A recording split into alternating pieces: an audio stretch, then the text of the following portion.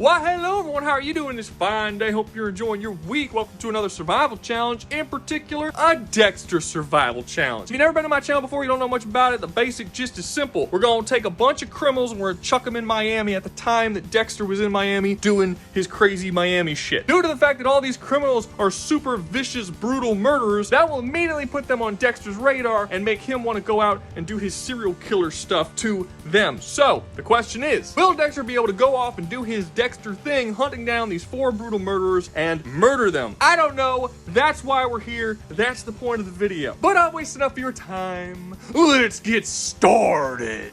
So first things first, we gotta go over Dexter and tell you a little bit about what our butcherers of men will have to face once Dexter decides to put them in their sights and go and kill these 4 people. So let's do that right now. Long time ago, Dexter was a little baby child boy of 3 years old, and a bunch of Mexican dudes were like, we don't like your face, so we're gonna butcher your mother inside of this giant steel container thing with chainsaws. We're gonna saw your mother up right in front of you, and you're gonna cry with your little bitch baby tears. And then after we're done chainsawing your mother, you're gonna sit in your mom's filthy blood for days, because we're just gonna fucking leave you in there, and you're gonna starve to death. But he didn't starve to death. He was saved by a cop named Harry, and Harry took him in, and Harry realized very quickly after he took him in that, oh, you caught a case of the fucking psychopaths. Let me train you to do your psychopathy shit on, like, bad people instead of innocent people. So he taught him how to kill people, but only bad people, and then Dexter grew up to be a serial killer that only kills bad people. And he eventually started working for Miami Metro Police Department as a blood splatter analyst, and he's super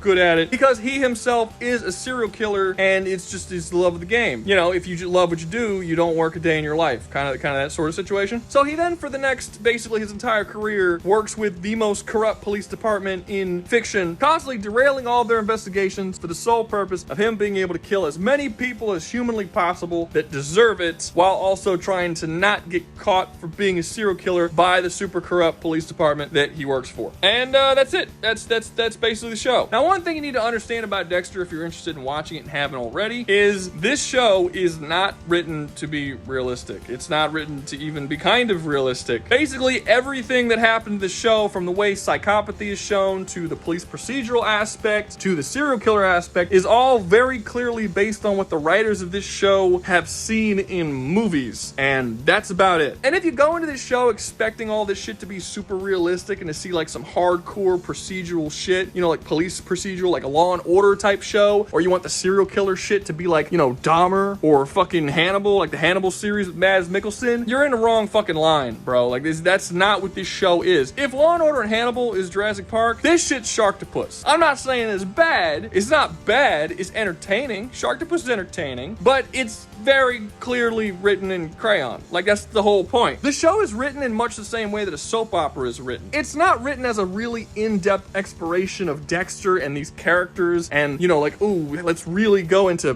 the nitty-gritty of who these people are and what this world is. Not really. It's really more interested in trying to make it as overly dramatic as humanly possible, to give you these massive dopamine hits of just entertainment just right into your fucking veins. The decisions characters make don't make any fucking sense. Characters aren't really smarter than other characters. They're just dumber than other characters when they need to be dumber to force plot points into happening that the writers need to happen for, again, just entertainment value. Basically, every single police officer in Miami Metro is in some way corrupt or incompetent, or has some kind of serious dramatic shit going on at all times, because they just kind of have to for the entertainment of the audience. And you're probably wondering why any of this even fucking matters, because this isn't a review of the show. Well, it matters because there's a lot of stuff that happens in the show that is relevant to how Dexter would go about doing things that really doesn't make sense, and you can't compare it to real world shit. Oftentimes when these types of videos are made, you like to compare this shit to real world, because what else are you gonna fucking compare it to? But in Dexter, the world just sort of works the way it works, and the characters' decisions that are really smart in that show aren't actually all that smart in real life and wouldn't work in real life for many different reasons. So for this survival challenge, more than than most, I would say. I'm really not going to look at the real world to try and define anything that happens here, because it just wouldn't make a whole lot of sense. And I'll give you a couple of examples as the video goes on, but just trust me. It would be bafflingly odd if I treated this as if it was like a real world thing. It's not. It's like a heightened reality drama skit, kind of, that they turn into a show about serial killers. For now, all you really need to know about Dexter and what he's capable of is that he is a master martial artist trained in jiu-jitsu and several other martial arts that he took in college. Didn't know college had that, but whatever. Took it in college, fine. He is a blood splatter analyst, and a very good one, said to be the best blood splatter analyst in the entire state, capable of instantly almost, when he walks onto a crime scene, being able to tell exactly how people died, where they died, where people were standing when they died, other people. Pretty much all the information he needs to know about a crime scene based on sight, just due to where the blood is and where bloods have splattered. Sometimes this isn't the case. Like I said, sometimes he's made a little bit dumber and he can't do that and he has to like test things out. But you can also argue that it's based on the complexity of the crime, so it is what it is. He also has really solid stealth abilities, as we've seen him be able to sneak into all different kinds of locations without being seen or heard. Oftentimes locations where there are security and cameras and all sorts of other shit, and he sneaks into there and he gets to his target and he knocks him out and he drags him out without anybody even seeing him, which oftentimes kind of seems unrealistic, I would say. But it's fine. It's fiction. I get it. How does he do it? I don't know. He just fucking does. Just go with it. It's fine. He knocks him out using this chemical called M99, which is an existing chemical in the real world. I will be going over that later in the video too, because that one's kind of a doozy. But he injects people with this M99, knocks them out, and then when they wake up in this big ass room that he has prepared ahead of time. It's got plastic all over the walls, and he ties them all to a table, and then he stabs a knife down their heart, kills them, they bleed up, chops up their bodies, throws that and the plastic all in a bunch of trash bags, and dumps those trash bags in the river, which then goes on into the Gulf, and no one will be the wiser about the murder that he has committed. He's a pretty smart dude, serial killer that works for the police, so he can get information on different killers and people more so than a normal serial killer would be able to do, and his entire thing is trying to sate this murderous urge while also not being caught, while also working out the police department to solve different crimes and murders and things of that nature. Overall, very entertaining show, very entertaining character. So let's see if any of these murderers can survive being hunted by Dexter Morgan. First up on the chop block, we have Max Cady from Cape Fear. And goddamn, the way people treat this movie annoy me. Why does no one talk about this movie? This is a really good movie. For one, it's a Martin Scorsese film, which just because of that alone really means it should get a little more attention than it gets. But also, it's top 3 best performances of Robert De Niro's career, and nobody talks about it. It's so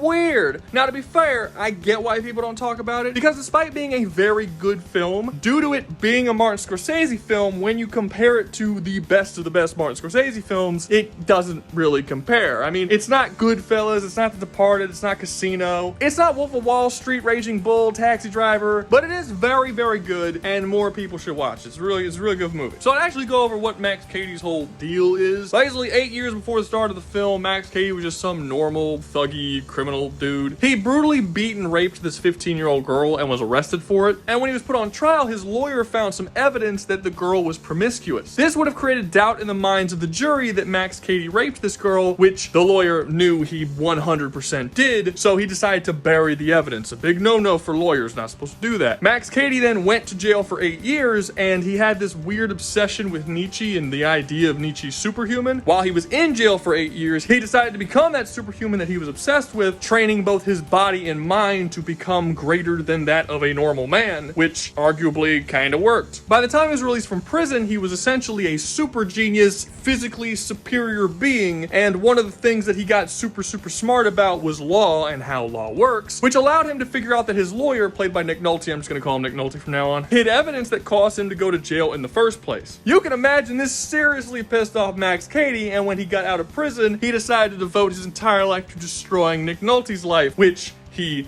did pretty successfully. Just to name some of the petty ass things he does to Nick Nolte: he murders his dog, he poses as his daughter's acting teacher in school so that he can seduce her. She's 15, by the way. He brutally beats and rapes one of Nick Nolte's co-workers to make his wife believe that he's cheating on her, which also works. He successfully fools the court system into believing that Nick Nolte is actually the aggressor and that Max Cady is the victim, and it just gets more and more intense as the movie goes on until he just straight up starts murdering people. To make a long long story short, the crimes that Max Cady commits would 100% put him on Dexter's table. There is no doubt about that. The question is of whether or not Max has the proper intelligence and skills to stay off the table, and possibly. There are many areas that Max Cady seems to excel in when it comes to his form of intelligence, but the two that seem the most extreme is his knowledge over law and his ability to weaponize it against people that he wants to, as well as his understanding in human psychology. Throughout this entire film, he's just capable of getting every single person in the movie wrapped around his finger, sort of just playing to his tune. He knows the right things to say and do to get people to have the reactions that he wants them to have. He manipulates basically everybody. There's only really two characters in this film that don't think Nick Nolte's the bad guy. Even Nick Nolte's own family thinks that he's at fault for a large portion of this film. That is a crazy level of manipulation skill. A couple other things he's shown doing that would definitely help him against someone like Dexter would be his stealth ability. Somehow, some way, he keeps getting into Nick Nolte's house to fuck with him in different ways, and nobody knows how he's doing it. Nick Nolte can't prove that, like, the dog dies, right? He kills the dog. It's never confirmed that he kills the dog because no one can prove that he kills the dog. He clearly killed the dog, but when Nick Nolte goes to report him to the police that he killed the dog, they're like, oh, he took your dog once your dog got outside the house? He's like, no, the dog didn't go outside the house. Then the cop's like, oh, well, he entered your house? That's breaking and entering. We can definitely get him on that too.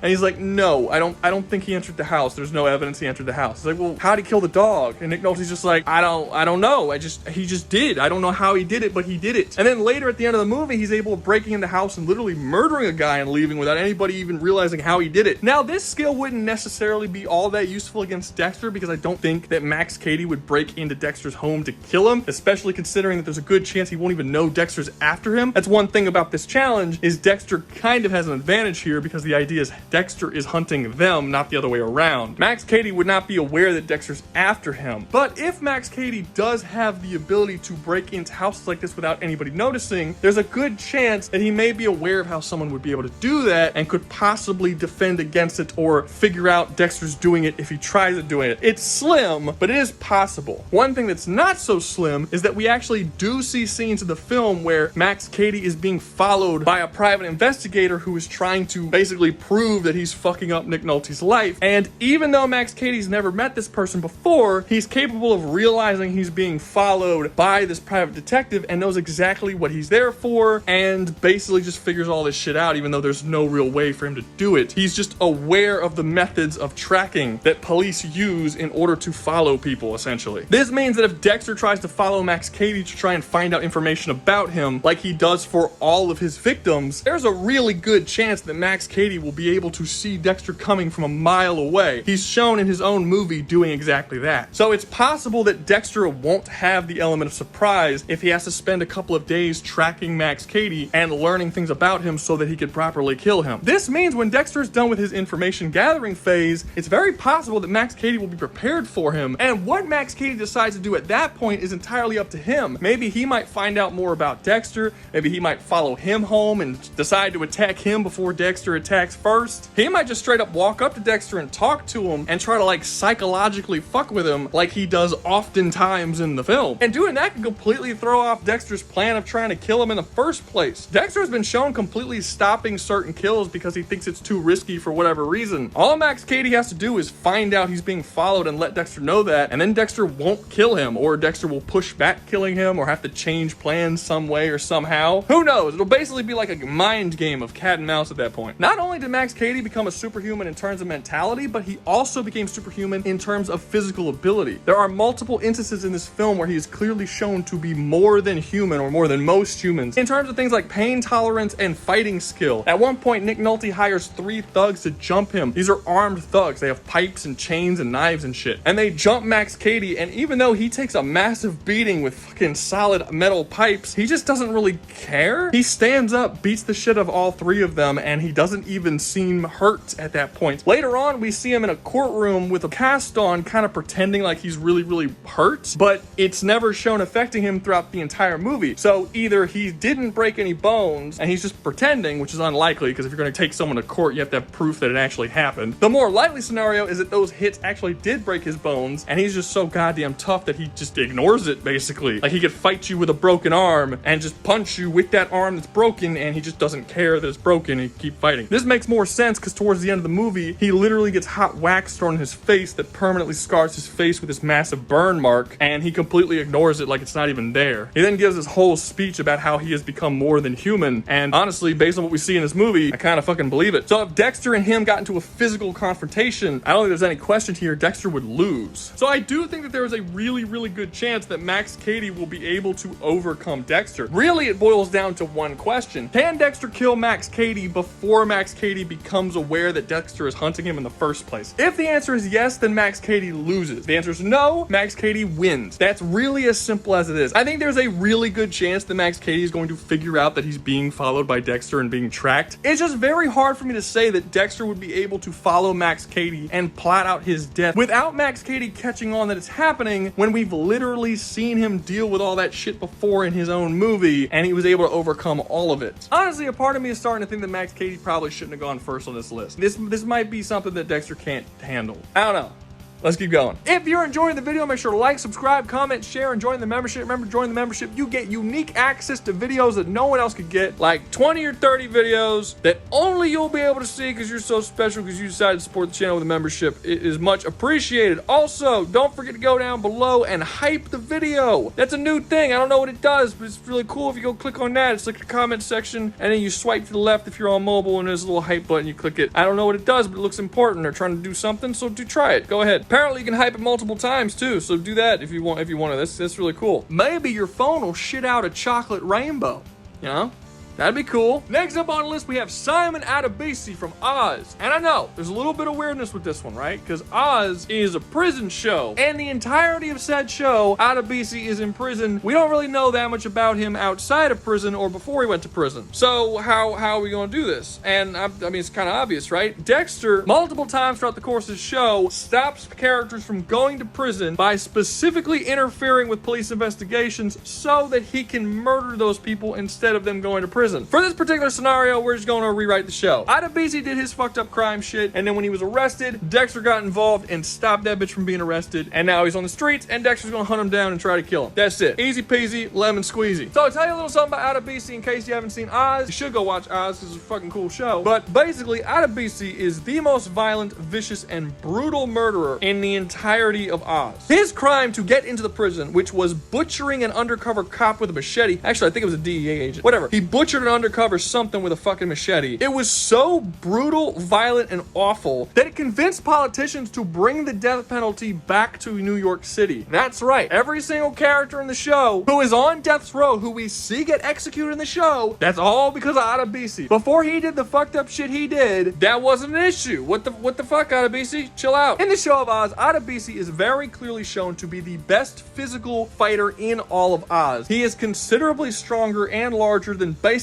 everybody else in the prison. He is capable of taking on multiple people at the same time, beating the shit out of all of them, including at one point an assassination attempt was done on his life where 2 Italian mob guys attacked him, one of which being the main muscle of the Italian mob and one of the toughest people in the prison, and he took both of them on at the same time, beat both their asses, and raped one because it's a prison show and they do that. He's also a rather interesting character when it comes to his mentality because based on a lot of his actions and the way he behaves, you would assume that he's just like not that intelligent. He's just like this stupid, kind of like brutal asshole dude. I mean, he is, but he's also surprisingly intelligent. Despite the fact that throughout Oswald State Penitentiary, there are several super geniuses here. Many characters that are capable of manipulating situations, and some people are capable of murdering dozens of people without even being in the room because they can just manipulate and set up situations. Like, there's some really crazy shit that happens in the show. Despite that being the case, Adebisi comes closer than anyone of taking over the entire prison. Nobody else even comes a fraction of as close of doing it as Adebisi does, and he doesn't do it using violence like you would expect he would. He does it using his brain. He's actually relatively smart. He's also heavily theorized by viewers of the show as suffering from some form of psychosis, which I probably agree with. There are several instances within this show where he suffers from hallucinations, mood swings. He'll just lash out randomly at people. He's very clearly not all the way there mentally, despite the fact he's actually pretty fucking intelligent, which very likely explains his extreme violent tendencies and also likely explains why he's in prison in the first fucking place. I wouldn't be a bit surprised if he doesn't actually remember hacking that dude up. He has a very bombastic and inconsistent personality, but that personality is written in a way where it's purposely bombastic and inconsistent because I and many other people who watch the show believe that the writers were trying to write him as if he suffered from some form of psychosis. Oh yeah, he's also a massive heroin addict, the biggest heroin addict in the entire show, and he's basically never not high on heroin. So that's also something to think about. Now, very similar to Max Cady, this is another situation where Dexter will not be able to take Adebisi on in a fight. However, if Adebisi doesn't know he's coming and he goes after Adebisi, pumps him full of M99, knocks him out, and murders him while he's on Dexter's table, there's really nothing Adebisi can do about it, and he will be dead. Now, unlike Max Cady, Adebisi is nowhere near as intelligent, and if Dexter decides to follow him, knock him out, and put him on his table, I don't think there's a whole lot Adebisi can do to outthink him or even be aware that Dexter's after him, so Dexter would very likely win. There's really only one question here that would be the deciding factor on whether or not Adebisi would live through this, and that is M99. Now, in real life, M99 would kill Adebisi. M99 would kill anybody. M99 in real life is a tranquilizer that is used on elephants and rhinoceroses. It takes less than a drop of M99 to put down a person. And I don't mean put him down like lock him out, like it kills you. Less than a drop of M99 will kill a human. That's a fact. The idea that Dexter uses M99 in the show against human beings doesn't make any sense. He would be killing all of these people. At one point, he goes after a character named Chino, who's like nearly 7 feet tall, and he pumps 2 whole syringes of this shit into this dude's neck, and it still just knocks him out and doesn't kill him. The fact of the matter is that a single drop would have killed Chino. He didn't need 2 whole fucking syringes, which means that M99 in the Dexter universe is not the same potency. In real life, it's 3,000 times more potent than morphine. In the show, that's clearly not the case. Whether you want to justify it in your mind by just saying that, you know, it's like really watered down version of M99, it's basically, you know, 90% water and there's like less than a drop in there. Maybe, I doubt it. I just think they didn't care that much about how powerful M99 was and just decided to treat it as if it's chloroform, which, by the way, chloroform also doesn't work that way in real life and only does that in movies. So why is this so important? Why does this matter to whether or not Dexter would actually be able to take out Adebisi? And that's simple. That's because M99 and morphine and all this shit, it's all opioids, just like heroin. The fact of the matter is that in real life, heroin users have a much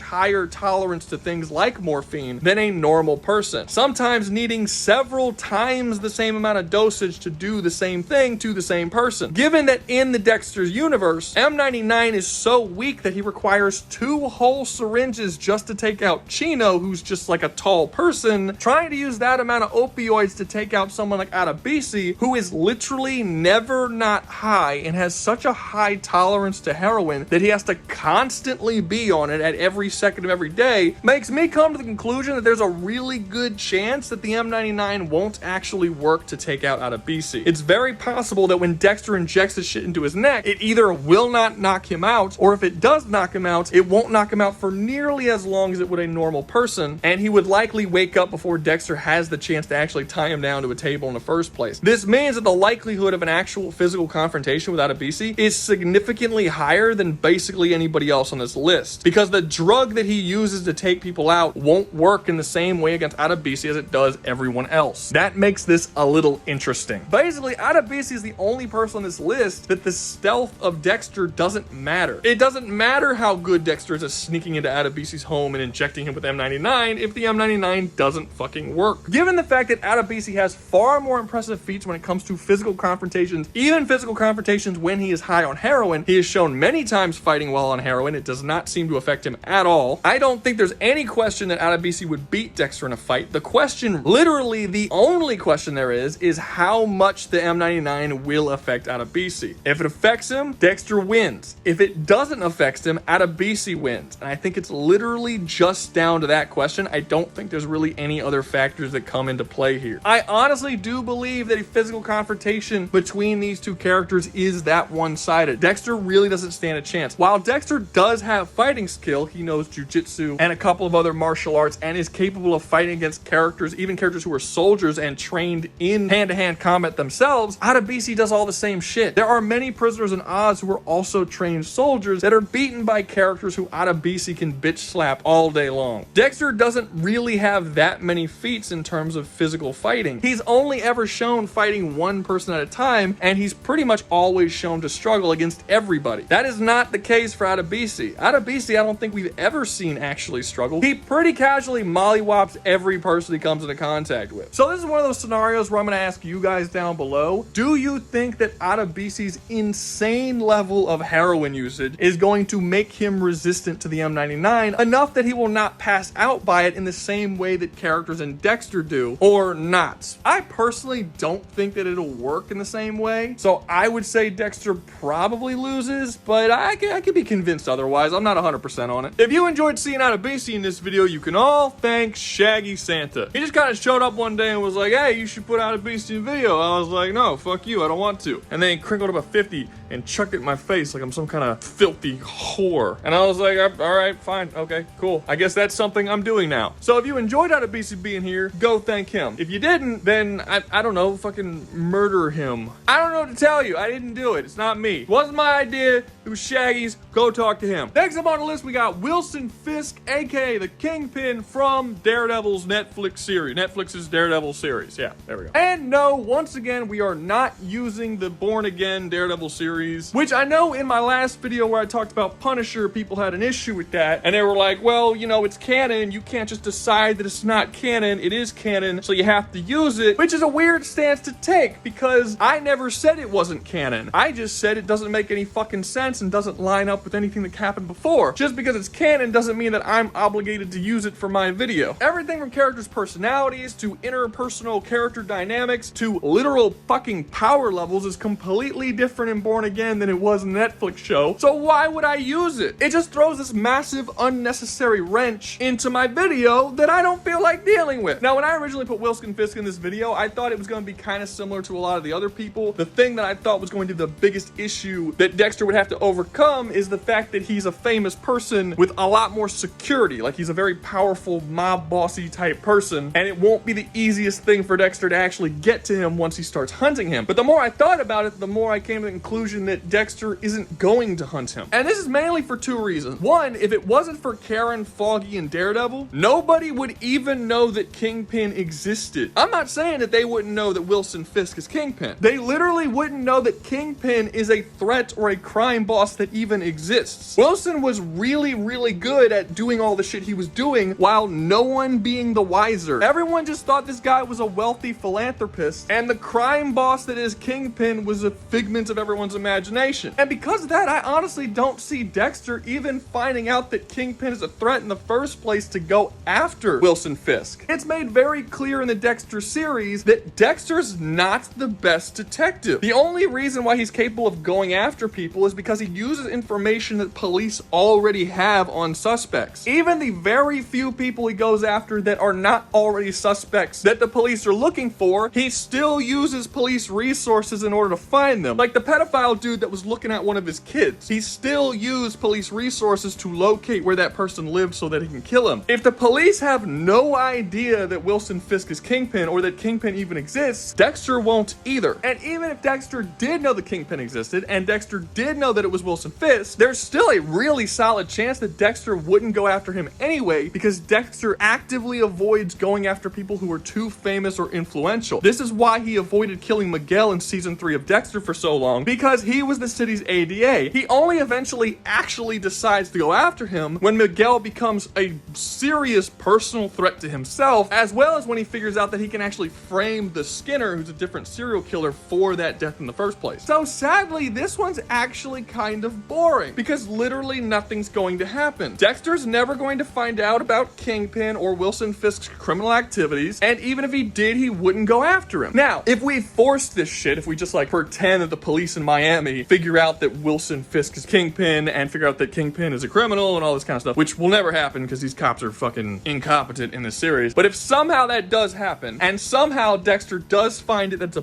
big enough deal to deal with it, even though he's a very famous public figure, would he be able to do it? Yeah, it's possible. I mean, the only real challenge is the fact that he is under more guard than a normal person. He's going to have security around him. His house is like this giant penthouse at the top of this building that has security cameras and shit. If he can figure out a way to get past all that and actually get to Kingpin, he will do it. It's not like Dexter has never had to go after anybody who didn't have security. This will certainly be more security than he's used to, but I don't think it's so beyond what he's used to that he just won't be able to do it. And Kingpin in the Netflix series isn't really a super superhuman being. He's stronger than normal, but the M99 will definitely take him out. It's not like he's immune to it or that Dexter wouldn't be able to actually tie him down properly. If he was able to tie down Chino, he's probably able to tie down Kingpin too. I do think Kingpin's a little bit stronger, but since Dexter has the experience of Chino being able to break out, I think he'll probably be able to take the proper precautions so that Kingpin will not escape and then kill him once Kingpin wakes up. So I do think it's possible he can kill Kingpin. I just find it very unlikely that he'll even know Kingpin exists or go after him if he does. So yeah,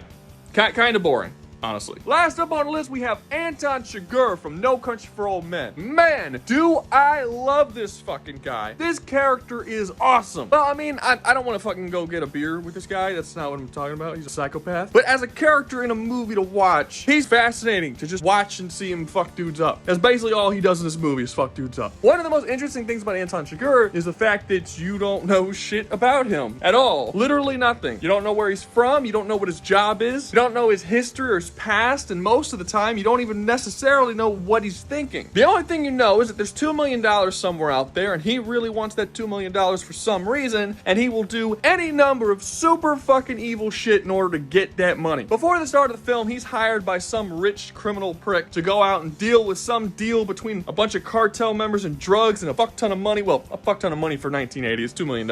And he just somewhere along the line decides that he doesn't want to do that, kills the dude who hires him, kills all the cartel dudes, kills a fucking federal agent that's after him, and then decides he's gonna take the money and fucking do his own thing. He's like, I just want the money now. And throughout this entire film, they make it very clear that no one can stop this fucking dude. He's more like a force of nature than an actual person. Everywhere he goes, no matter what he really does, he just starts killing a bunch of fucking people. Even people that have nothing to do with what he's trying to do. Just for shits and giggles sometimes. There are several characters that he kills in this, and you're just looking at the screen being like, the fuck did they do? Why? At one point, he's driving a car down a bridge and he sees a fucking little crow or a raven or something, and he winds out his window and shoots at the raven trying to kill it. Why did he do that? I don't know. He just loves him some killing. Who knows? So if he showed up in Miami for whatever fucking reason, obviously this is going to be an issue for Dexter. Dexter's gonna want to kill this fucking guy. Now, will Dexter actually be able to get him on his table? No,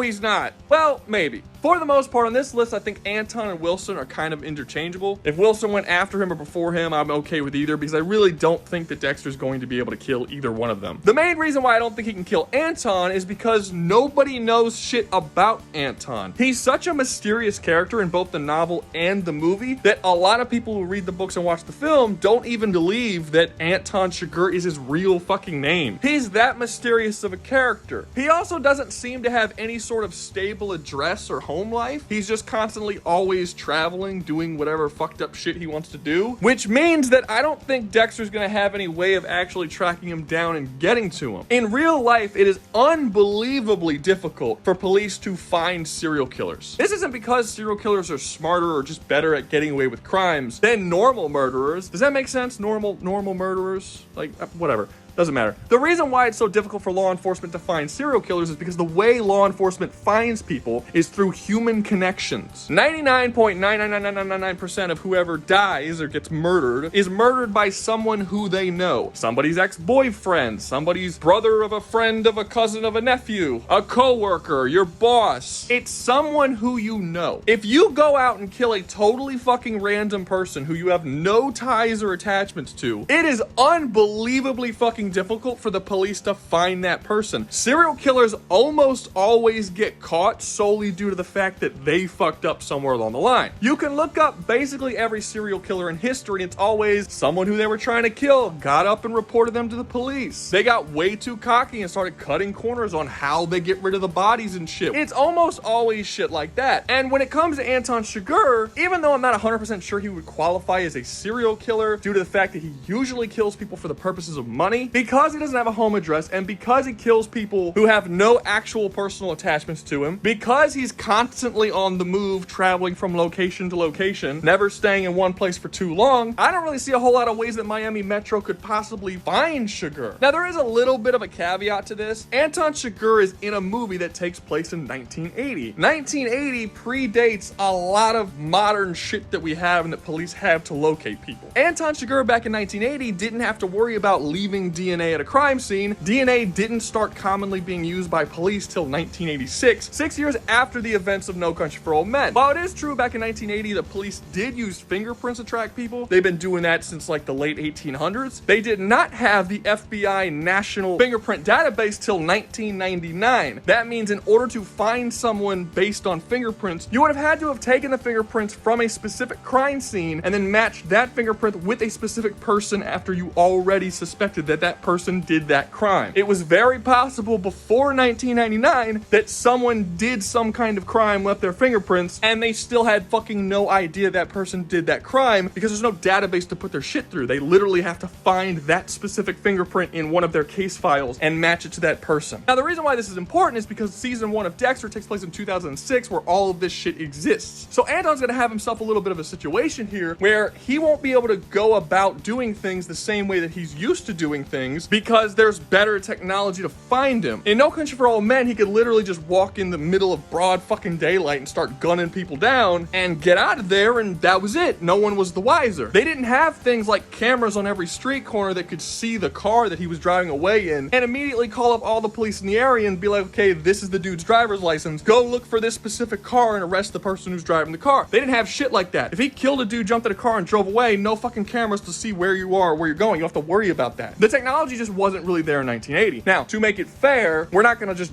pull this dude out of 1980 and shove him into fucking 2006. We're gonna have to give him knowledge of the time period, so it's not some kind of weird fucking caveman out of time bullshit. It's not a fucking fantasy challenge. So as long as he doesn't walk around Miami in broad daylight with a stupid fucking haircut and his badass shotgun and just start mowing a bunch of people down in front of cameras with 100 eyewitnesses, he'll be fine. It'll be very difficult for Dexter to track him down. And even if somehow Dexter does get like a literal face of him, Anton's death is way more likely to be in a massive police shootout than it is for Dexter to be able to sneak behind, enemy lines and get him and put him on his table. Pretty much every single victim that Dexter has is a person who lives a normal life and is hiding in plain sight. It's not someone like Anton who's just kind of going on this massive murder spree across the country. Anywhere Anton stays, he's only gonna be there for like one night before he's in a different location. Dexter isn't even really gonna be given the opportunity to be able to like study this dude for a couple of days and get an idea of his habits before he then goes to carefully kidnap him and put him in it. Like, he normally has to plan all this shit out. How are you supposed to plan out the serial killing of a man who's never in the same location for more than a day and actively goes on murder sprees? I don't think Miami Metro or Dexter will be able to find this dude, even if he is causing all this noise in Miami. And if anyone actually does find him, they're likely to be fucking shot immediately. Anton is significantly more skilled than Dexter. He's not scared of using guns like Dexter is for some fucking reason. And Anton is arguably considerably more intelligent than Dexter. The only way that Anton's losing here is if I literally pull him out of 1980, chuck him into 2006, and just act like he has absolutely no knowledge of the modern world and just does things exactly how he would have done it in No Country for Old Men, which I think gives Dexter a bit too much of an advantage, given that he wouldn't have to actually do anything, because that's most likely to lead to Anton with a massive shootout with the police that will just end in his and everybody else's death. So